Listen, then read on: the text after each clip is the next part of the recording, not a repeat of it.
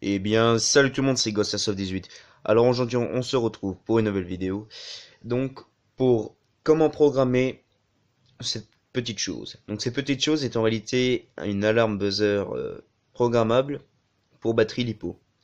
Alors, son principe consiste à préserver votre durée de vie de votre LiPo.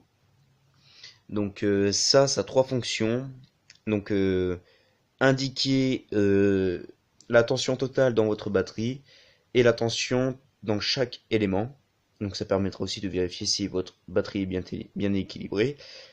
Et aussi de se mettre à sonner quand ça descend en dessous du seuil que vous aurez demandé. Voilà. Donc pour ça, il va falloir une batterie LiPo. Donc moi c'est de chez Energy Airsoft. Exactement. Pardon. Exactement comme cette alarme. Si la mise au point va bien se faire. Elle ne peut pas vraiment bien se faire. Non. Voilà. Donc ici vous avez plein de petites indications. Voilà. Donc ça, il y a plusieurs marques, hein, voilà. Donc ça, vous pouvez le trouver sur Airsoft Entrepôt à 5,90 €. Donc c'est pas cher du tout pour une durée de vie de votre batterie. Donc vous allez venir brancher ceci. Alors c'est toujours votre prise de votre batterie d'équilibrage, toujours le plus à gauche sur les fiches de l'alarme. Donc vous allez brancher. Alors, hop, moi je branche. Donc c'est normal que ça fasse ce bruit là. Donc là je vais vous expliquer à quoi correspond ce qui est écrit sur l'écran digital. Donc hop, AL c'est la tension totale, donc 8,1 volts. Numéro 1 c'est chaque élément. Donc j'étais à 4,07 volts et 4,10 volts pour le deuxième élément. Alors maintenant, je vais vous montrer comment programmer votre alarme pour préserver la durée de vie de votre batterie. Alors pour cela, vous avez un petit bouton qu'on peut voir juste là, le petit bout là. Là, vous allez appuyer une fois. Voilà, donc ça m'a dit à quel voltage je veux que ça sonne. Donc ça sera le voltage où les éléments ne doivent pas descendre en dessous. Donc c'est conseillé entre 3 et 3,2 volts, mais moi je vous conseille 3,5 volts. Oh pardon, ça s'est détaché. Ça permettra de garder un peu plus votre batterie, je trouve. Après, chacun son opinion, mais pour moi, c'est mieux. Donc, vous allez appuyer un peu plus longtemps. Appuyez encore une deuxième fois. Ah. C'est pas évident. Parce que le mien, j'ai un bout de plastique par-dessus. Il a un peu mal été fait. Voilà. Donc, 3,7 volts. 3,8. On l'éteint. 2,70.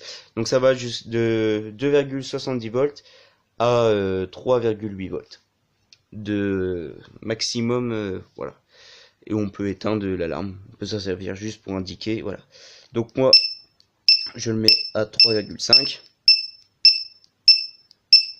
Voilà. Donc en fait, ça, ce qui fait que quand l'un des éléments va descendre en dessous de 3,5 volts ou à partir de 3,5 volts, mon buzzer va se mettre à sonner. Et là, ça voudra dire que ma batterie, je dois la recharger.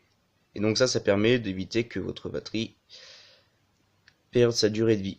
Donc voilà, ça c'est une toute petite chose, mais très utile. Voilà. Donc voilà comment ça se présente. C'est plutôt pas mal.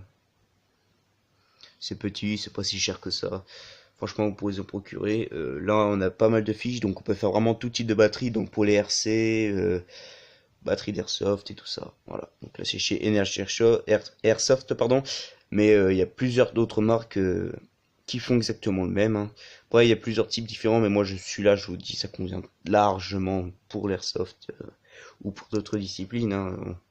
Son but principal, c'est juste de nous indiquer euh, son voltage, la tension totale de la batterie, la tension de chaque élément, et de sonner quand un des deux éléments vient en dessous du seuil de charge. Donc aussi ça vous permettra également de savoir si votre batterie est bien équilibrée. Donc par exemple quand je le mets là, donc bon ça c'est la tension totale, la tension de l'élément numéro 1 4,07 et le numéro 2 4,10 pardon. Vous pouvez voir qu'il n'y a pas vraiment une grande différence. Donc voilà, par contre si j'aurais eu je sais pas, par exemple, j'aurais eu 6 pour l'élément numéro 1 et 3 pour l'élément numéro 2, c'est que là, elle a pas été chargée, et, enfin, que c'est pas équilibré, quoi. Faut que la tension s'équilibre. C'est pour ça que quand j'avais fait la vidéo du chargeur intelligent, comment charger la batterie LiPo avec, j'avais dit que c'était très important de brancher ceci, parce qu'on peut charger sans, mais c'est un autre type de LiPo. Mais le plus classique, c'est ça, où ça permet d'équilibrer la tension dans chaque élément. Donc voilà. Donc sur ce, j'espère que cette vidéo vous aura aidé. Sur ce, n'hésitez pas à liker, à partager. On se retrouvera pour une prochaine vidéo. Cela, portez-vous bien.